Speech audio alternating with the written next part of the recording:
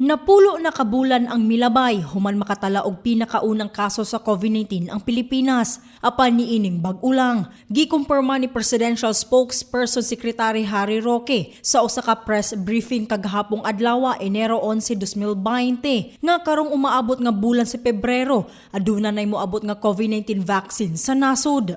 Magkakaroon na po tayo na ating unang 25 million doses of COVID-19 vaccine from Sinovac at darating na ang bakuna sa Pilipinas sa susunod na buwan. Gisusi sa PTV News Team ang reaksyon sa mga agusanon kalabot sa bakuna kontra sa COVID-19 ug kung andam ba silang magpabakuna. Magpabakuna ta kay ina naman gani kamayo na sa atong katawan, magpabakuna ta. Sa ako lang kaugalingon, kung kana makaayo sa atong panglawas o sa kinatibukang katawhan, mas maayo nga mag-agree ko nga magpabakuna.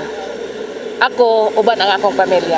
Kung may andam na nga magpabakuna sa vaccine bato COVID-19, adunay pipila nga dili pa sigurado ug nagduha-duha pa. Sa ako ma'am magduduha pa man ko ana. Kay murag mahadlok man ko ana gud. Kay basing unsay dangatan ba? Kana siguro ma'am murag magduha-duha pag ko pabakuna na labi na sa akong anak. Dili sa ako magpa na.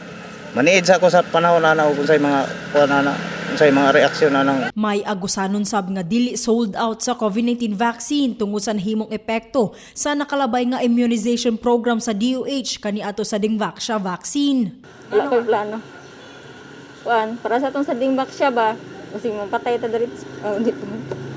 Sa ako nga kabayan dili. Sa dagay mga karon nga kanang dagay mga panghitabo nga ibatong una nay namatay. Sa ako nga kabayan dili ko.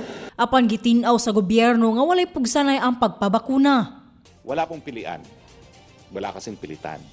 Pero magsasign ka ng waiver na hindi ka nagpaturok. At kapag ikaw ay merong prioridad, siyempre mawawala ang prioridad mo. Sasama ka dun sa the rest of the taong bayan na nag-aantay ng bakuna. Hindi naman po pwede na pihi ka, no? Dahil napakadaming Pilipino na dapat turukan.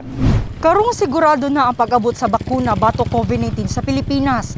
Pahimangno sa gobyerno sa tanan nga dili pa kini ang adlaw nga balik na sa naandan ug magpasagad na lang.